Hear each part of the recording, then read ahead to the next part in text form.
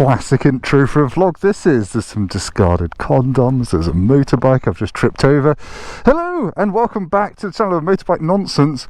It's my KTM and I'm just going for a bit of a ride just to catch you up on stuff really, and the theme of today's video is joy, happiness and togetherness. We'll get on to reasons why, but the KTM, I took it apart yesterday. I've not done that. I had to take all of these plastics off the tank, the side there. It was stripped more than my old Latin teacher when he was in a room with my French teacher. It was yeah, it was in pieces because I've got a sat nav now. This is a Garmin Zumo XT, which the kind people at Garmin have sent me to review because I've got an upcoming trip which I'm going to talk about, and I needed a sat nav. At least I think I need a sat nav. This is my Shakedown ride because, as I said, I fitted it yesterday. Bit of a faff because, well, I made it a faff frankly. I've bought a fancy metal Touratech mount. I don't know if you can see there, but it's mounted above the clocks on a solid bit of metal. So to do that you have to take the dashboard out, unplug it and bolt this bit of metal to the back of the dash so that your happy little Garmin can sit on top like a little gnome poking his head above a toilet bowl. It's lovely. I had to take this off, most of it had to come apart, to be honest.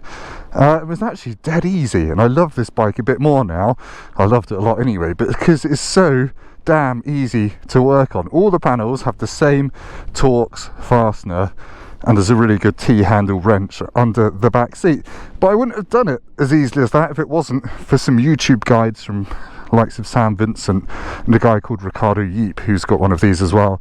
Their guides were a massive help, so thank you YouTube. But anyway, let's hop on, go for a ride and see if my sat nav falls off.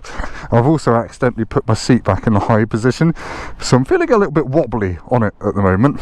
Not as wobbly as if this 3 Series driver smacks into it.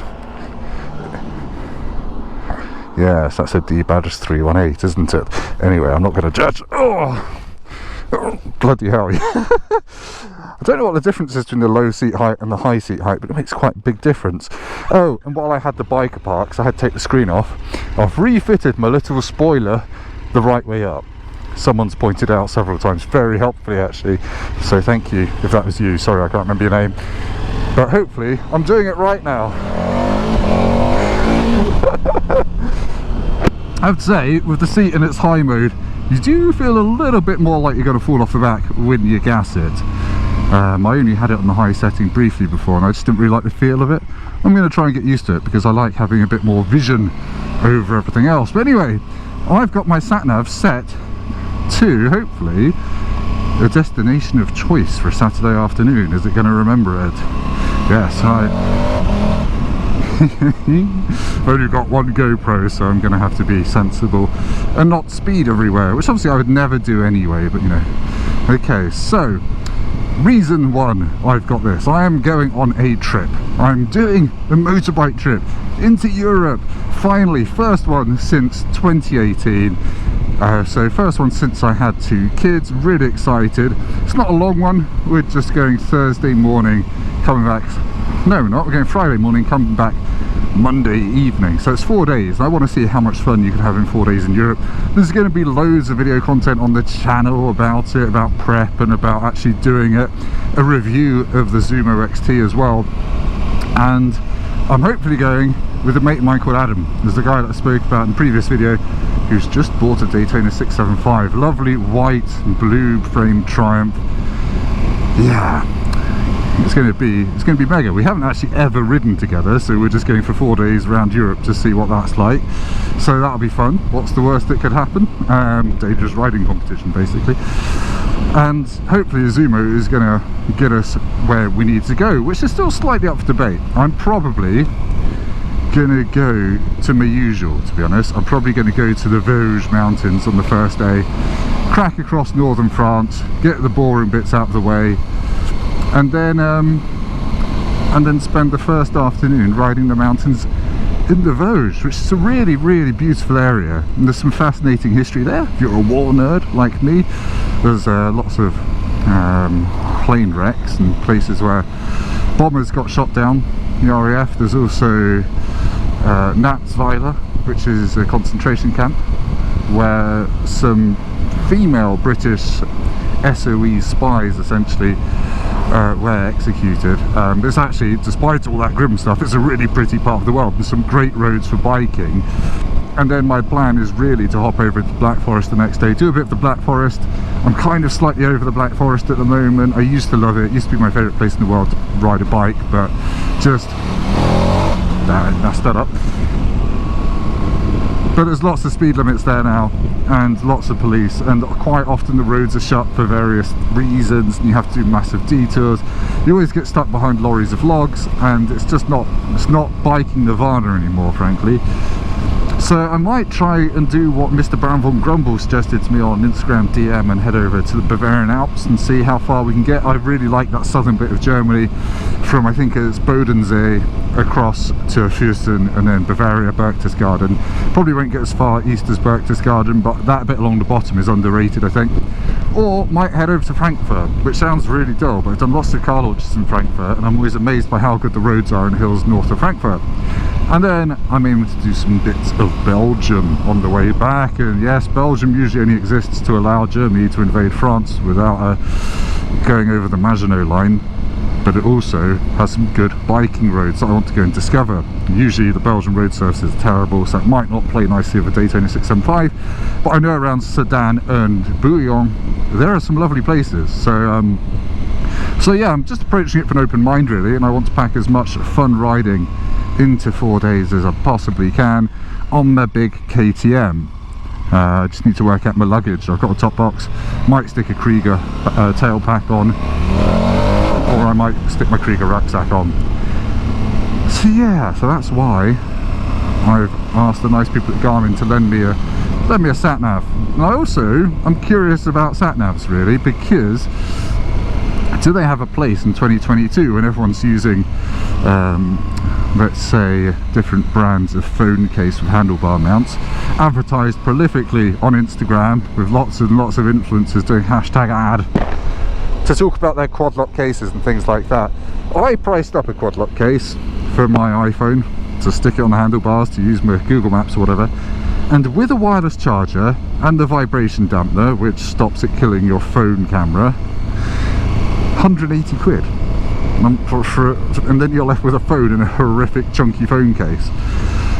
Yeah, so I kind of wanted to try a more dedicated solution that doesn't rely on mobile data, mobile signal, etc, etc. Call me old school, but I think I like my sat nav. So yeah, we're going to test that out, and my mate on the tour, he's going to be using a phone on a sat nav on a phone mount, so we can have a little bit of a fight between them. And this Zumo XT, literally the first time I've ridden with it, but I played with it around the house and it's got so many features. I don't know if I'm going to use them all. You can track routes, you can plot routes on your computer, then beam them into this. You can even make Google Maps routes appear on this as well with a bit of faffing about. It's got Wi-Fi built in, so it can update itself. It's got all sorts of tech that they never used to have. And my problem with sat navs in the past is that they've always felt really, really old school. You know, dragging a map around was nothing like a smartphone experience. Zooming in and out, you couldn't do that. You couldn't pinch your sphincter to zoom in and out. Couldn't clench to enlarge. So yeah, I never really, I've used the bikes, but it's always slightly reluctantly. But this, first impressions of Zumo XT, it's got a much faster processor than any sat nav I've used before, which admittedly last one I bought was in 2016. And this, you can pinch to zoom, you can swipe around. It is just really responsive and quick, and the screen is sharp and the brightness is good. It's a bright day today and it's absolutely fine, and it's very easy to use with gloves on as well. One first niggle though is when you put an address in, the keyboard, it only shows you half of it on the screen. So like the left hand half of a QWERTY keyboard, if you will, like someone's taken your classic Windows keyboard and smashed it in half, and they've stuck the other half on another screen, so you have to swipe between them or press the arrow. I think there's a sub menu to just give it one keyboard on one screen, but that's the only niggle I've found so far. I've got it wired in to a switched live down on that side of the bike. That's why I had to take the plastics off to wire it into a little spade connector down there. Had to buy a crimping tool. That was quite fun. I've never done that. Felt like a real man. And lo and behold, I put the bike back together and didn't have any bolts left, which was an absolute success, because I am usually to modding and DIY what Vladimir Putin is to cuddles and floral necklaces. So yeah, this is I'm very impressed with that, and with how easy this bike is to take apart and actually put back together. But anyway, I'm a child. So yeah, I'm very excited, because I'm a great believer in using motorbikes as transport, as like using my car. That's why I believe in top box life. And now I've got a sat nav, basically I have a car. I've got a car with a little cubby hole down there. Can you see that? Don't know why KTM bothered. Well, I do know why I bothered with it, but my phone doesn't fit in it and it makes me sad.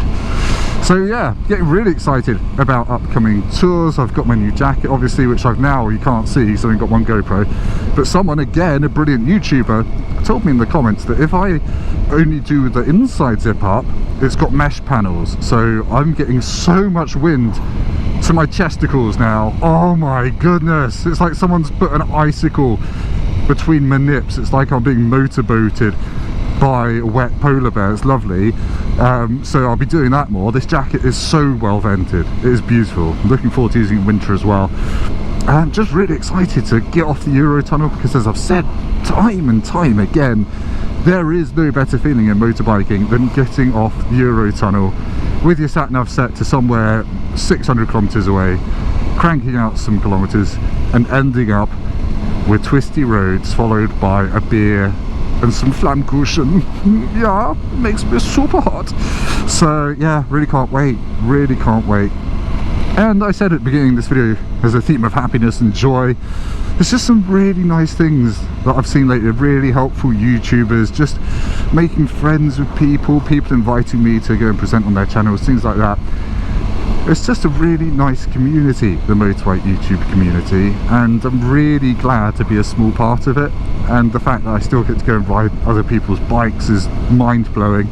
I'm really surprised by how well that track day video that I did with the Ducatis has done. I saw my numbers are still small, but it's done 6,000 views, which is quite good for me, because these vlogs usually only get 1,000 or so. And I've got another one of those coming up where I talk about skills rather than what it feels like to ride a Panigale V4 very slowly. So yeah, thank you if you watched that.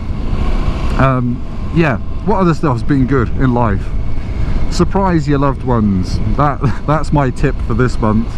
It was my other half's birthday. It wasn't an especially major milestone birthday, and I told her that we're going away from the kids for 2 nights, which we'd never done before. And if you've got young kids, you know how you kind of just get this pent up, it kind of feels like you're just trying to exist from day to day with your other half, and you don't lose the magic, but you certainly don't quite have the same time and energy for each other. I don't mean sexually necessarily, as you used to. So I told her we're going away for 2 nights, and then told her that we're, you know, just going to a nice hotel. And then I took her to Venice. I didn't tell her until we got to Gatwick. She thought we were driving down to Brighton, but pulled into Gatwick, went to Venice for 2 days. And honestly, Venice I'd been to for a day trip before when I was on my speed triple, weirdly. Rode a speed triple to Venice, not probably something I'd recommend. And wasn't blown away by it, but this time I just was. It was so nice, it was so relaxing, wasn't even that busy, the food's amazing, and we got water taxis to and from the hotel from the airport, which just made you feel like James Bond, albeit James Bond who can spend £100 each way on a boat trip and then eat the Italian equivalent of beans on toast when you get there. But it was great, really recommend it. Anyone with young kids, you are an absolute legend, because it's really hard work. Not that anyone's forcing you to have kids, but it does drain your soul a little bit. And I'm knackered because I've just carried my 18-month-old up to Box Hill and down from the bottom on my back this morning. So if I'm making no sense, that's why. But you know, in some period of time and distance, I'll be at McDonald's refreshing myself. Damn it, I wish these roads were 60. They're quite challenging and bumpy and lumpy and crappy, but they're quite fun to hoon down if you've got decent long travel suspension. Yeah. Does anyone else do this? Have a childish fascination with aeroplanes? So whenever I see a plane taking off, because Gatwick's over here, I wonder, where are they going? Who's on that? Are they going on holiday? Are they taking their kids with them? Are they going to meet a loved one that they've left in another country. I don't know, there's something about it. I've always been obsessed with planes and flying. It just kind of makes my imagination run wild, and I guess that's why I've got the motorbike travel bug as well, because there's just so much of the world you don't know. And not to get too philosophical, but if you're going to spend money on anything in this life, not that anyone's got any money to spend at the moment, spend it on travelling. I don't know, obviously I'm preaching to the converted probably, but I used to be obsessed, I still am a bit obsessed with things. I want a new thing, I want a new PC, I want a new computer game, I want new, I don't know, a new exhaust for my bike, I want a new PlayStation 5. They make you happy for about a week, and then you realise, oh, I spent money on a thing. I don't know if you'll want me to share this, to be honest, but I used to work with a man called James May who does TV programmes, and he's got lots and lots of things. Obviously, he's been very, very successful. He's got millions in the bank, lots of nice cars, Ferraris and everything else. And chatting to him, you always got the sense, he said to me once, that things don't make you happy. I think that's right, but travelling does make me happy, and the memories that you create from whether it's a motorbike holiday or trying to stop your 3-year-old drowning themselves on an all-inclusive in Crete, they're worth more than things. But I feel like I've made it to 36, I've only just realised this, but yeah, try it, because my brother, who'll probably be watching this, hi Simon, he's not a mad traveller. I think he just either doesn't see the appeal or it stresses him out a bit because he's been on holidays with me and I'm awful to travel with. But yeah, I just kind of always like, go somewhere, you've got all this time off, don't waste it. Go to Rome and eat your body weight in pasta, or go to Berlin and have drinks and currywurst and beer in a beer garden. But you know, not everyone's the same, and you can't force everyone to have the same type of fun as you, which is a good thing. Otherwise everyone would be on KTM 1290 Super Adventure S's, and it pushed the value of this down through market saturation. Anyway, what the hell am I talking about? I'm going to McDonald's. What should I go for? I'm thinking McChicken sandwich, because it's just my favourite thing at McDonald's, and I've not had one for a few months. So this is a bit of a treat. There's some more holiday goers taking off over the cricket match. Beautiful English sight. Anyway, I'll see you at Macca's, baby. That was, as my 3-year-old would say, yummy delicious, because she watches this horrible kids program called Bing, which is a bunny that doesn't talk properly, which is quite annoying when you're trying to get your kids to not say things like, oh, I braked my arm. I broke your arm, I'll break your neck next, you bloody little bunny. But anyway, delicious. First McDonald's in a while. McDonald's rewards is now, I think. Collect points, collect all sorts of heart conditions. Ooh, yeah. Right, I'm just going to go home now. I think this has been a vague success with the old sat-nav. It's not fallen off, it hasn't annoyed me. Hello lovely Rolls Royce, made me indicate the wrong way. I've driven some of them. They are quite large, but they are very comfortable. I drove one in torrential downpour once, the new Rolls Royce Ghost. And my main consumer takeaway was that the windscreen wipers don't go fast enough to clear the rain when it's really, really bucketing it down, and that you can get them to do little 4-wheel drifts. But that's not really relevant to anyone, is it? Right, home.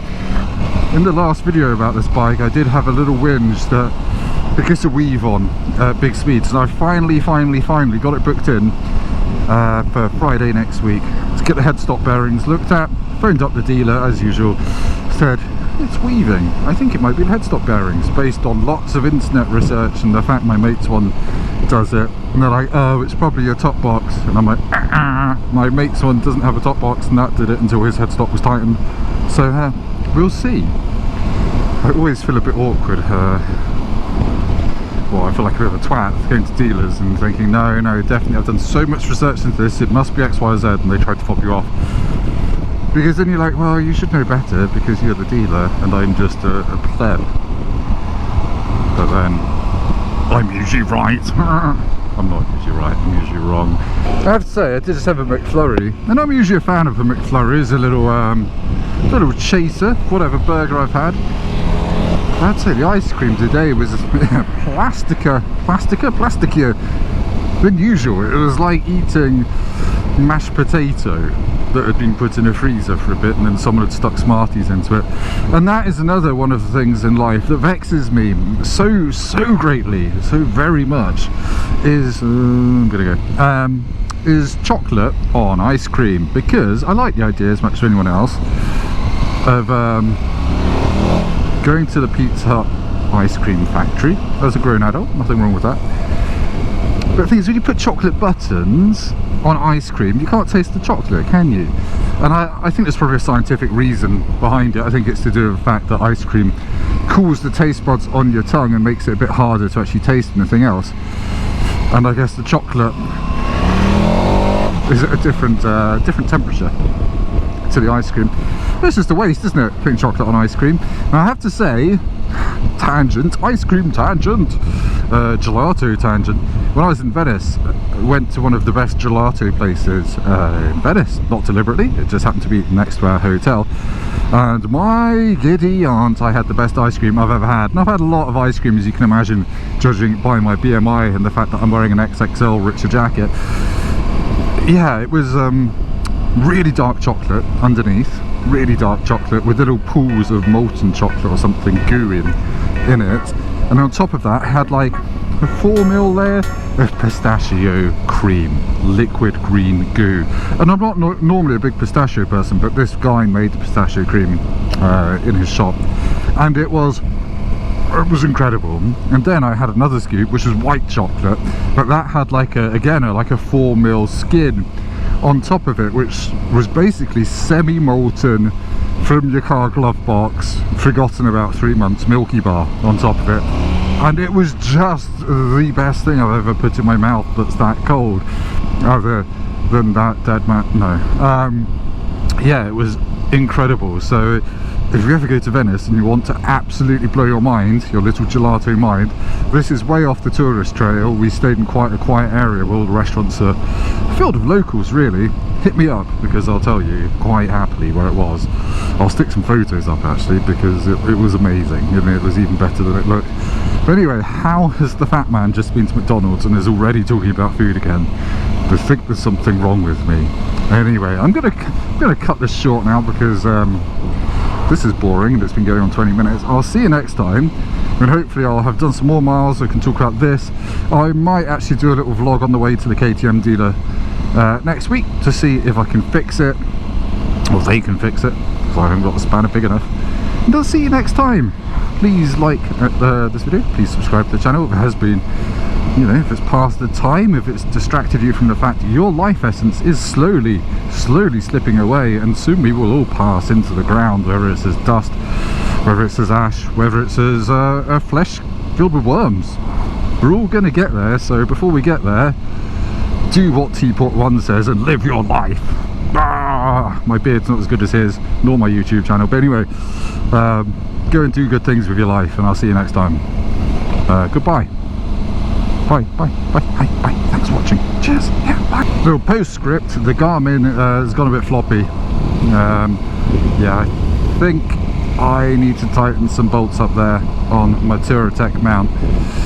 Nothing untoward happened while the camera was off. Absolutely no advanced motorcycling skills being displayed, just regular riding.